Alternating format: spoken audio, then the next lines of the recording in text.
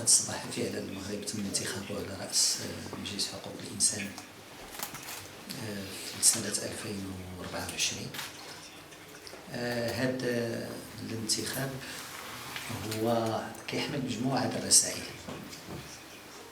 الرسالة الأولى هي من حيث الدعم الكبير اللي حظى به ترشيح المغرب، تقريبا 30 دولة اللي صوتت لفائدة هذا الترشيح من أصل 47 دولة اللي صوتت اللي هما أعضاء في مجلس حقوق الإنسان، وهذا كيعني أن ثلثين ديال مجلس حقوق الإنسان دعمات ترشيح المغرب إزاء الترشيح اللي كان ديال جنوب إفريقيا. الدعم كان من مختلف المناطق الجغرافية، واخا التصويت هو سري، ولكن العناصر اللي كتبان هي أن خديت غير إفريقيا. من أصل 13 عضو إفريقي اللي كاين في مجلس حقوق الإنسان، على الأقل واحد 10 دول من 13 صوتات مع المملكة المغربية، وهذا عنصر مهم لأن الترشيح كان ترشيح إفريقي بالدرجة الأولى وعدد كبير من الدول. وهذه مناسبة باش نشكر بالرجاء على دعمهم لهذا الترشيح.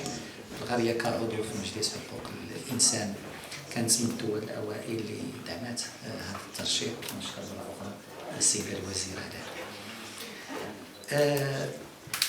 الرسالة الثانية هي أن هذا الانتخاب هو فيه اعتراف بنجاحات ومصداقية الإصلاحات اللي كيقودها جلالة الملك في المغرب في مجال الديمقراطية وحقوق الإنسان،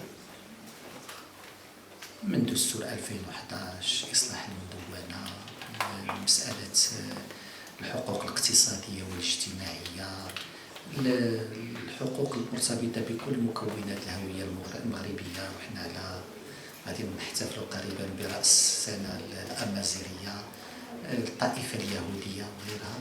يعني جلالة الملك في كل هذه السنوات أعطى واحد الرؤية واضحة حول الإصلاحات السياسية، الإصلاحات الاقتصادية، الإصلاحات الاجتماعية كعنصر أساسي اللي اليوم مشهود به على المستوى الدولي، واللي الانتخاب المغرب وهذا الدعم الكبير لترشيح المغرب هو كيجي كاعتراف بهذه كل هذه الإصلاحات ونجاحتها، وبأن يعني ما تحقق في المغرب هو يشهد به اليوم الجميع. الرسالة الثالثة هي كذلك في هذا الدعم هو واحد الشهادة ديال الثقة في مصداقية دور المغرب والسياسة الخارجية المغربية بقيادة جلالة الملك محمد السادس. المغرب اللي بلا سياسته الخارجية على كما قال جلالة الملك على الوضوح والطموح كيعطي الثقة للشركاء، كيعطي الثقة على المستوى الدولي، وكيخلي تواجده في المنظمات الدولية هو أمر يمكن نقول مطلوب ومرغوب، لأنه المغرب مع سياسته